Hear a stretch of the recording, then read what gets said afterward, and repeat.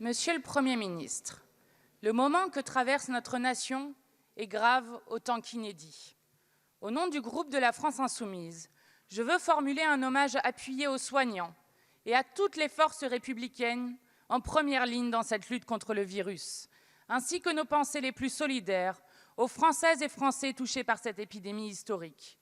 Nous vous assurons, Monsieur le Premier ministre, de notre disponibilité totale et du strict respect des consignes dictées par nos autorités sanitaires. Mais il ne peut y avoir, Monsieur le Premier ministre, d'unité dans le pays sans confiance dans votre action. Vous avez affirmé lors du journal télévisé de France 2 que vous aviez consulté les formations politiques quant au maintien du premier tour des élections municipales. Vous le savez comme moi, nous n'avons pas été consultés sur le maintien de ce scrutin.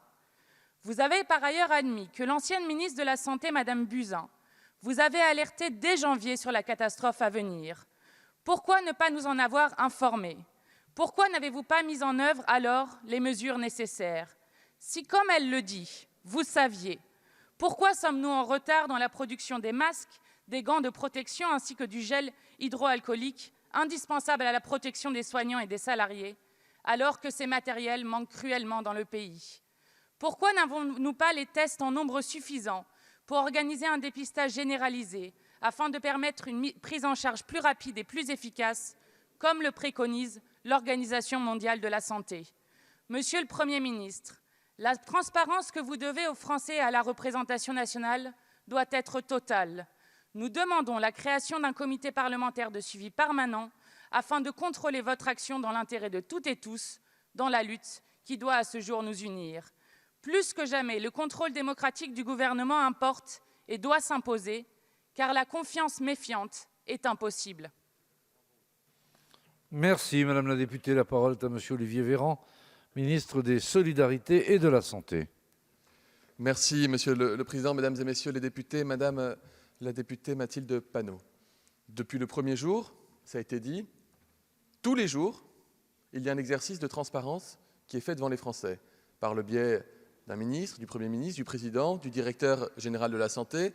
L'histoire de notre pays a été profondément marquée, meurtrie, par des crises sanitaires d'ampleur pour lesquelles la transparence n'a pas toujours été la valeur cardinale. Et on sait ce qu'il en est résulté, une perte de confiance très forte dans l'élite scientifique, dans l'élite politique, et ainsi, la question de la transparence est une question vitale, précieuse, et tous les comptes qui doivent être rendus, toutes les enquêtes qui doivent être faites, le seront en temps voulu. Vous imaginez bien que maintenant, nous sommes occupés à aider les soignants à sauver des vies et nous privilégions tout le temps disponible avec l'ensemble des services qui sont mobilisés jour et nuit depuis des semaines pour pouvoir mener cette mission. Mais j'entends le besoin d'aller plus loin dans la transparence. J'ai été moi-même parlementaire et rien ne me choque.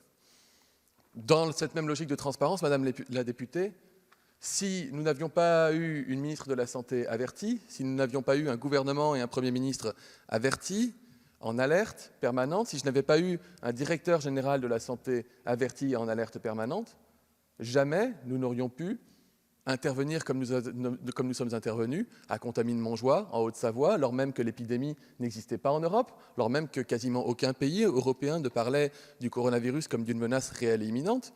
C'est bien parce que depuis le premier jour, en anticipation, tout a été mis en œuvre pour pouvoir intervenir au moment où le virus pénétrerait sur notre territoire, que nous avons pu retarder semaine après semaine l'arrivée d'une épidémie qui était inéluctable à terme.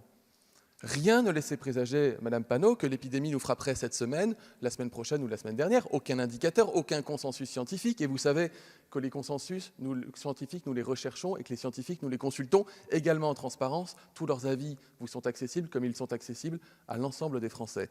Croyez vraiment en la transparence comme une valeur cardinale, celle qui nous guide depuis le début, qui nous mobilise depuis le début et qui nous a permis d'agir en efficacité depuis le début. Merci.